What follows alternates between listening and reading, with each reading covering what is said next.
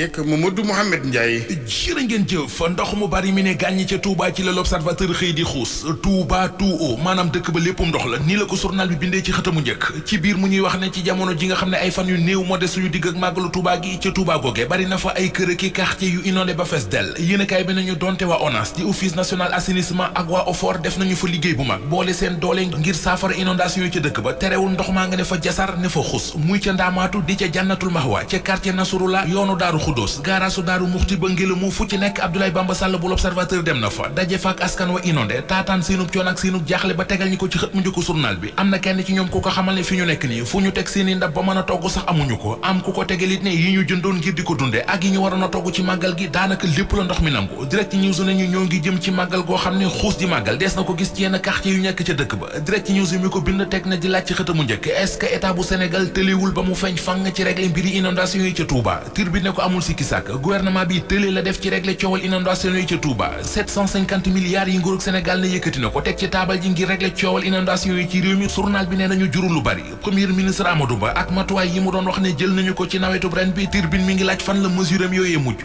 Vox Populi ak lii quotidien xëy àndandoo di ñu xamal seen xët yu njëkk ne ministre intérieur Antoine Félix Abdoulaye Diome nee na engagement yi état bu Sénégal jëloon jëm ci màggal gi muy ci courant bi di ci assainissement bi bu dee engagement yi téeméer la ñu woon def nañu juróom-ñeent fukk ak ñaar yi mu di 92% yi journal lay fa nañu waaye terewul am na ay rëq-rëq di manquement yu ñu nemmee ko ba dur ca baaraam Serigne Ousmane Mbacké coordonnateur comité d'organisation bu 18 safar bi journal lay fa nee nañu moom li comité nee na mooy retard yi am ci travaux yi ñu doon def ngir régler problème yu inondation yi ci Touba li mu bëgg a xam moom sëriñ bi mooy lan moo tax ñuy yeex a songu liggéey bi Serigne Bassirou Mbacké Abdou Khadre porte-parole xalifa général des mourides journal lay fa mi ngi ñuy wax ne xamal na démb autorité ne màggal gi ci nawet bi lay am ci jamono joo xam ne ndox mu bari dafay wàcc moo tax faawu des ci gën a farlu wax na leen nit ne bari nay kilifa yu may jàmbat ay jafe-jafe yu ñu am ci courant bi ci jamonoy màggal ba tax na lu ngeen ci doon def rek ñu ngi leen di ñaan ngeen yokk ko Cheikh Mohamed Fadal Mbacké mooy ki matal Cheikh Abdoul Ahad Mbacké mooy ki yokk waaye ki fondement di Cheikh Modou Moustapha moom la journal bés bi le jour xëy jagleel xëtamu njëkk ci bésub tey bi Cheikh Modou Moustapha Mbacké mi njëkk a doon xalifab Serigne Touba Cheikh Ahmadou Bamba Khadim Rasoul yéenekaay bi mi ngi ñuy jukkil yenn ci liggéey bu rëy bi mu liggéeyal yoonu murit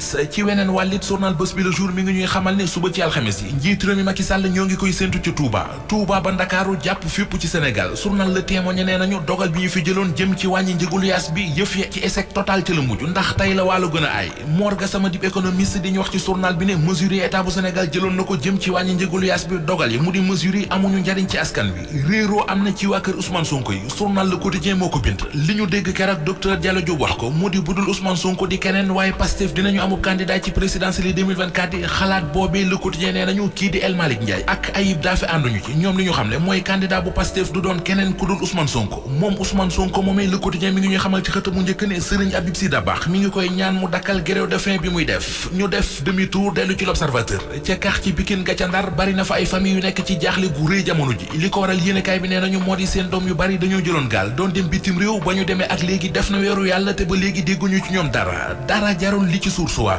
ubbil yéenekaay bi histoire Salif Ba la ñuy nettali Salif Ba ab commerçant bu mag la woon ca marché Asalem jóge woon Sénégal ni dafay jaare Nicaragua ngir dugg Amérique ca la demee Mauritanie jóge fa jàll Maroc jóge Maroc dem Espagne laata muy wàcc ca Bogota ga ca Colombie ngir dugg Nicaragua keroog dimanche ji weesu Source A nee nañu ca lay soog a dugg Amérique waaye ba mu ne cëpp ci aéroport John Fitzgerald Kennedy bu New York fa la faatoo